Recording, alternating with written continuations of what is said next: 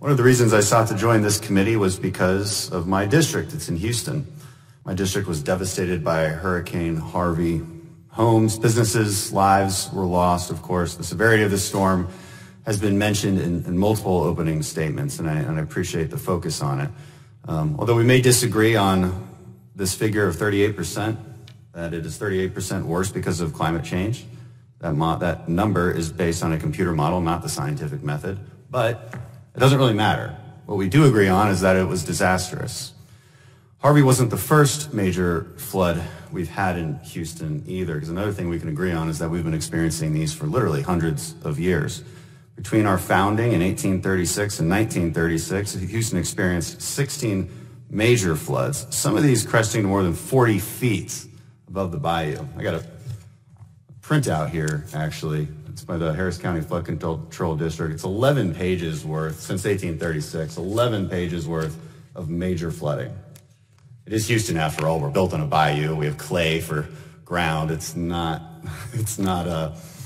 Water doesn't flow out of it very easily. It's flat ground. So we understand how important this is, more so than a lot of cities.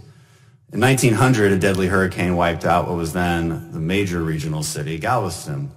It was the deadliest storm in U.S. history. It killed more than 6,000 people, caused $35 million in damage in 1900, equaling over $1 billion today. And it's actually because of that hurricane that people began moving inland to what is now Houston. That's why Houston went from 44,000 people in 1900 to almost 2 million a century later, and well over 2 million today. Flooding has been a real problem in Houston ever since its founding. And I didn't join this committee to discuss climate change. As was pointed out earlier, that's not even in this committee's jurisdiction. I find it to be a distraction. Because is it a problem? Yeah. Is it happening? I'm not going to debate that. But we're here to discuss disaster mitigation and how we can mitigate flooding in any community and communities around the country. That's what's important. That's what we can address. That's what we can control. And that's what we should be addressing here today.